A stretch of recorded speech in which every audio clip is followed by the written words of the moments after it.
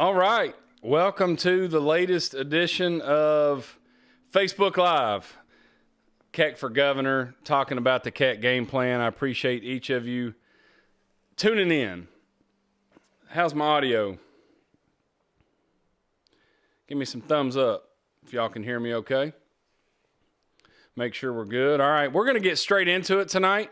Corbin today talking to Southern Kentucky Chamber, Richmond tonight, talking to the GOP up there. We're going to rock and roll. Look, we had a huge debate. The consensus from the media folks were that we had a big night, did what we had to do to get our momentum rocking, and that was a lot of fun, y'all.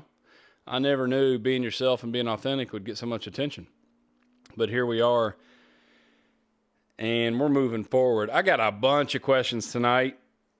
I'm not tired because I'm not going to admit that. Maybe a little. So we're going to get right into these questions. Here we go. I've read like 3 of them, so y'all are going to have to bear with me. First one is, I have no questions. Just make sure our right to bear arms is not taken from us, and you might add free speech to that list. Thank you for your service, Mary Jo G. No doubt about it. Free speech, freedom of religion, right to bear arms unquestionably have to be protected. No argument here. We're going to stand firm on that. Next one says, hello, not that it matters, but what political party do you stand with, or are you independent? Denise, I am a Republican, and I'm one of 12 on that side of the ballot. Happy to be doing it. She also went on to say, talking about the working class, I'm 61, single woman, living alone, one income, constant struggle. In the past, I've worked as many as 4 jobs to pay my bills, and I'm now in the same job for 26 years, and I haven't had a raise in 10. Shame on your employer. My employer thinks once your average pay bonus is enough instead of a raise. Well, if they're giving you a raise, let me take back, shame on them.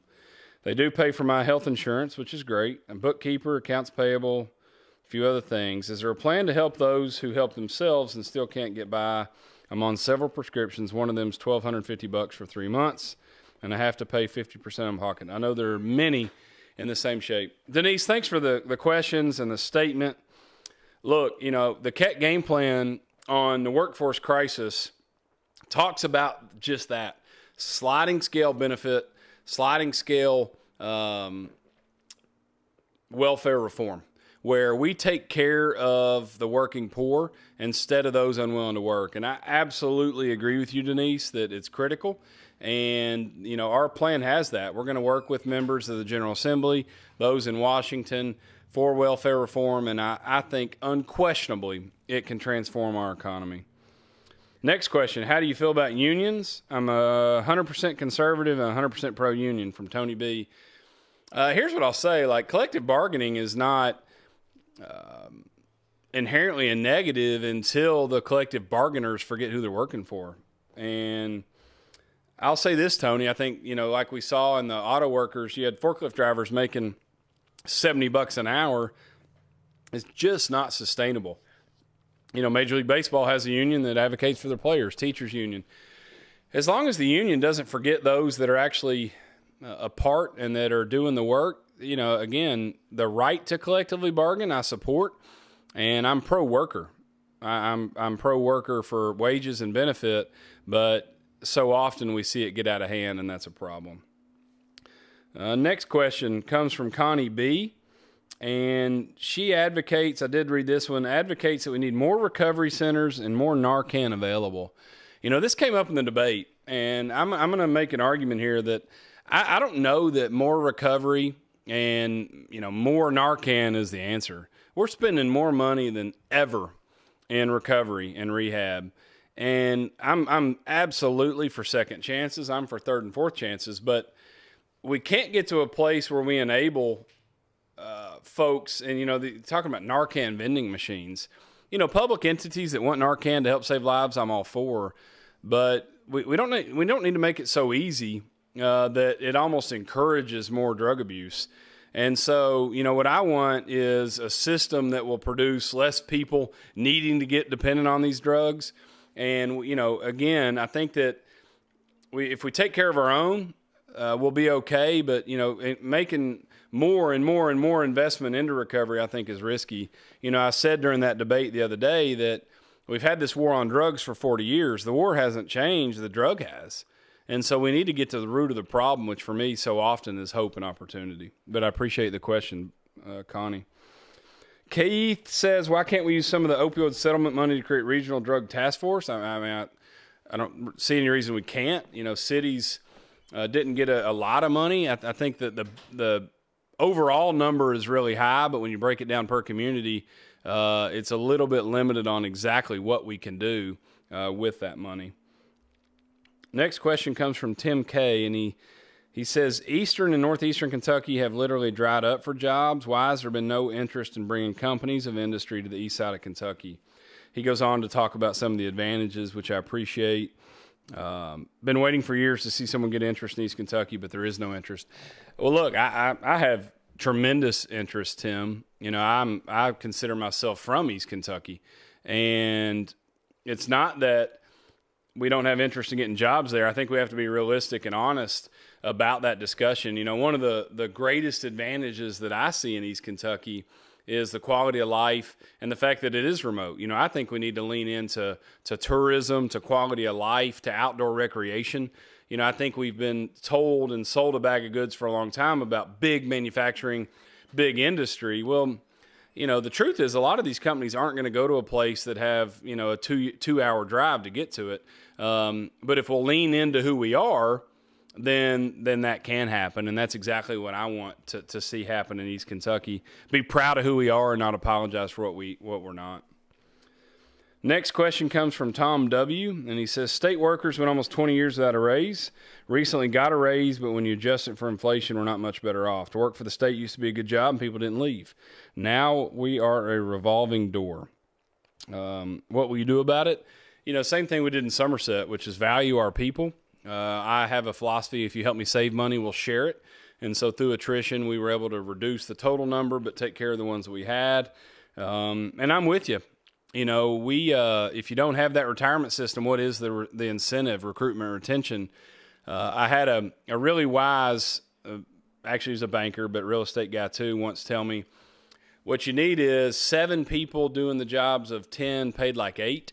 And sometimes in state government, we might see 13 doing the job of 10 paid like 13. I want to value the folks that work there and compensate them, but not have some of the bloat that we see. I'm going to pause. I'm going to get an energy drink here. Right. So if I got a friend that tells me I drink too many of these, and he's probably right. I doubt he's watching because he's not in the country, but I'm tired. Not really, but maybe a little. Okay, Henry says, what can we do about the woke agenda being taught to our very impressionable and naive kids in public school? Look, I'm a big believer, Henry, in reading, writing, arithmetic, valuing public education, but making sure it represents Kentucky values. I like talking about issues and not painting with too broad of a brush. If it's not helping our kids prepare for the future, get ready for college, get ready for a job, it doesn't need taught. There needs to not be a social agenda being taught in our schools, and we'll push back against anything that represents or looks like that. Pamela says we'll be back in Wilmore for the debate, and it's absolutely my intention to, Pamela. Look forward to it. My philosophy, to the best that my schedule will allow, is anytime, anywhere, any place, and we're looking forward to that. Brian says, I see that eliminating the income tax is a big priority for you. I'm curious how we would compensate for that lost revenue. Would it be raising sales tax or property tax?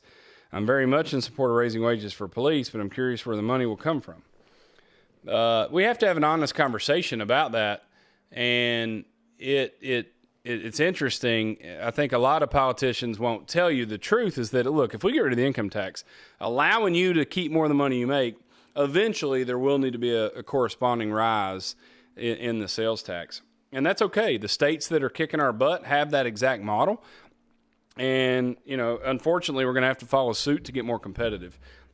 Specific to police and teachers, we got to grow, man. And we do that by getting more competitive in tax policy. We do that by leaning into who we are. We do that by pro-family policy, where people want to come to Kentucky because they respect and appreciate our values. And you do that by more people working, paying into the system than ever before. I've said, Einstein can't solve the math problems we have in Frankfurt right now because we don't have enough people paying in the system. And we're going to grow, and with that growth, we'll be able to take care of people. Getting a phone call. We're going to ignore that at the moment. Facebook Live, folks. Come on. Truman and Denise F. say, why are there so many Mexican food restaurants where American restaurants have failed? Their staff speak little English, and we're wondering if they have been bussed into our communities or our banks getting Fed money to support them. I think we have so many Mexican restaurants because people like their food. I have never heard of Fed money going to support them. I think if we have too many, they'll end up going out of business. I don't want to make light of the question, Truman and Denise, but I just think that's capitalism, and I think Americans love fast casual Mexican food. It's relatively inexpensive, and it tastes good. How do you plan on dealing with the woke agenda, says Dan? Nothing specific. Their whole agenda is destroying America. I think Matt Bevin did a great job, and DeSantis is doing a good job. We need it out of our schools, and Kentucky needs a strong conservative that won't back down. I don't back down. I don't like labels. I like to fight against issues, things that might identify as woke per se, but a lot of people use woke because it polls well, because it's popular right now. That word's been around for some time. Here's what I stand for is I wake up in the morning and understand that Kentucky is in the bottom 5 in education. We're in the bottom 6 in healthcare. We're in the bottom 3 in fiscal stability. We're in the bottom 3 in workforce participation. Woke to me means being sick of that and pushing back against it. And so that's where we're at. Somebody I greatly respect said similar online, and I'm going to follow her lead and say, let's wake up to that reality and push back against it.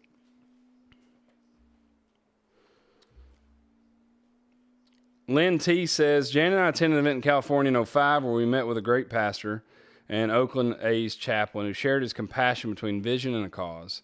I'm sure he'd be pleased it was passed on. A vision is something you possess, and a cause possess you. A vision can be personal, but a cause is too big for one person. A vision has options, but a cause leaves you with no choice. You can hold a vision in your hands or your mind.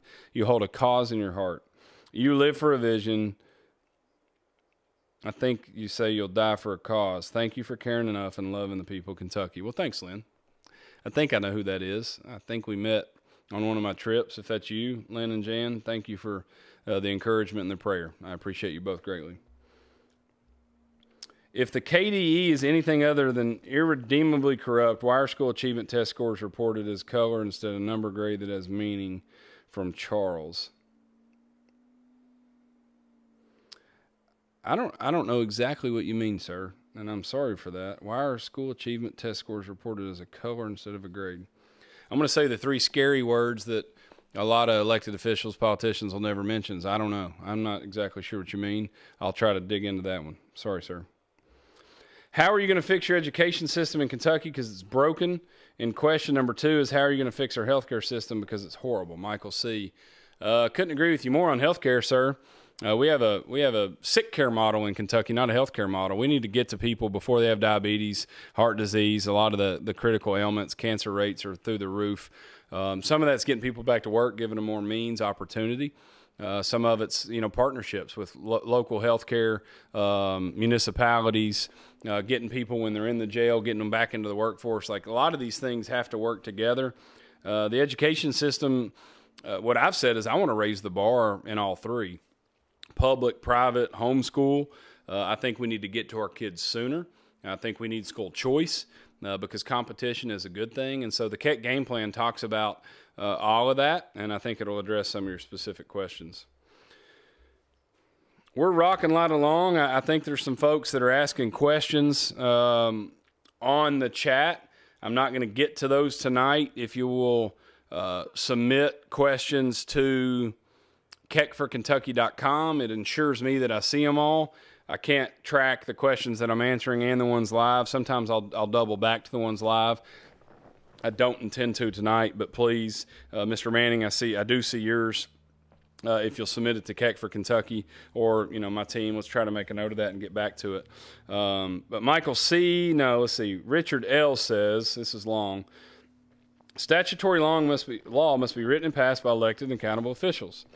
Kentucky campaign statutes do not define person, press, or media, and do not include a media or press exemption. In plain language, unelected and unaccountable bureaucrats at the Kentucky Registry of Election Finance have written and enforcing regulations that violate political speech and press rights. If you become governor, we work to restore the speech and press rights defined for the people residing in Kentucky. Kentucky has not passed legislation limiting the sale of environmental credits across county or state lines, despite the fact that this could limit a county or state's ability to replace lost employment or future economic growth. Will you take the lead and encourage our Kentucky legislature to resolve the problem? Richard, thanks for taking the time to send the question. I don't fully understand exactly what you're asking. I'm not going to answer this one off the cuff. I think specific to the CREF question, Kentucky Register Election Finance, I don't know exactly what you mean. I will do my best to get you an answer to these questions, sir. We'll respond in direct email. But I'm not familiar enough with what you're asking me to answer that right now. James says, what is your experience outside of government? Have you ever been in the business or education field? Have you served in the military? Yeah, I'm the only CEO in the race, James. I served as president of a family business. We did business in over 20 states, sold product all over the world, employed close to 100 folks.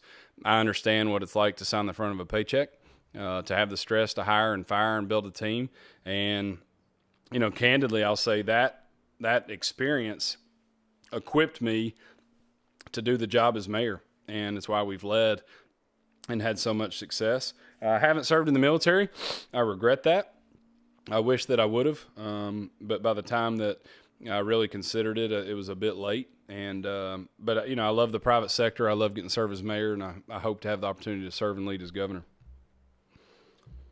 Looks like we've got, goodness, folks, we still got a bunch more, which is great. Hey, it's what we're here for. I love it. Cheers to 300 milligrams of goodness. Deborah T says, Deborah's got a lot of questions. Will you get rid of voting machines? No. Will you get rid of CRT and any other course teaching racism to our children? I don't think that we have it, but I also support not having it in K through 12. Will you make sure transgenderism is not introduced in our schools? Yes. Will you accept any money with strings attached that will hurt Kentucky? No. Will you make Kentucky a sanctuary state for illegals? No. Will you make sure abortion is not allowed in Kentucky? We'll support the laws that are there right now. It's not legal, and I'm for that. I have said publicly, I do support very limited and few exceptions, including rape, especially in adolescents. So abortion should be incredibly limited and rare. That's a tough issue. Will you make sure? Where do you stand with ESG and Kentucky's energy? Look, corporate stewardship's one thing. Pushing a social score on others is a whole nother one.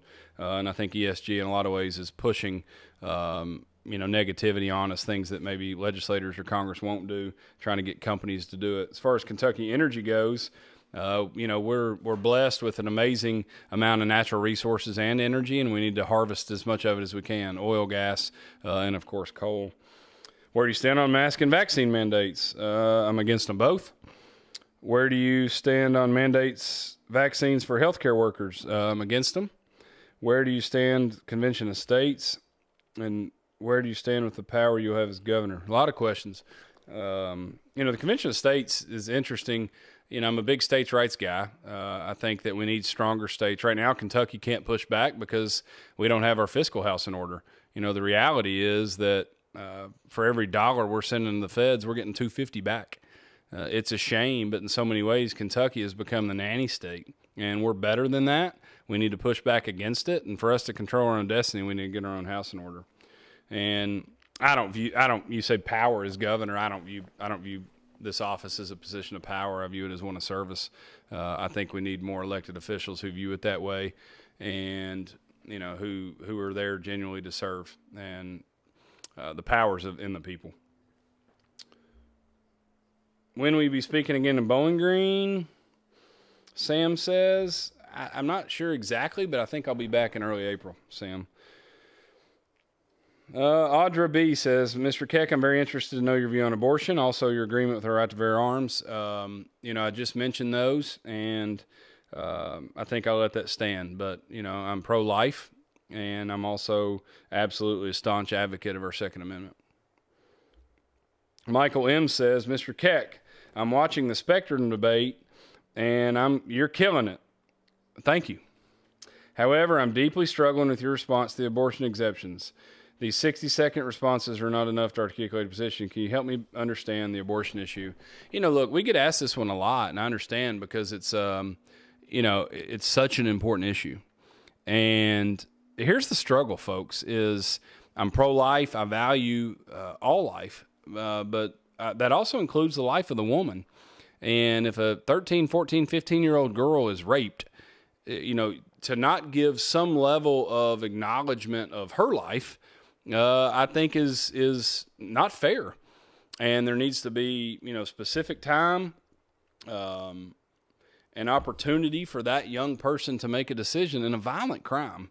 And I appreciate those that don't feel that way, honestly. I think that if you view abortion through that black and white lens, I commend you. And I hope you're adopting these kids when they're born in that situation, or fostering those that have been in a terrible situation, because there's more than just birth to this situation. If we're going to stand up for life, then we all need to be a part of it. And I hope you're a part of that solution. I'm happy to continue to answer these questions. Edward says, great job on the debate tonight. I'm sorry the technical issues, but you handled it very well. Well, that's kind. Thanks, Edward. Appreciate that. Next one looks pretty long. I read your answers at the recent debate in Louisville. Right now you have my vote. Thank you, Bob. However, your answer regarding violence in Louisville was weak. With all due respect, Somerset is not Louisville. Ask your wife. Huge difference.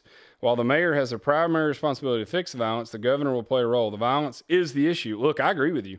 I've said many times publicly, Bob, that violent crime in Louisville and Lexington is unacceptable, and as governor, we won't stand for it. You talk about your downtown. What a waste of a great city.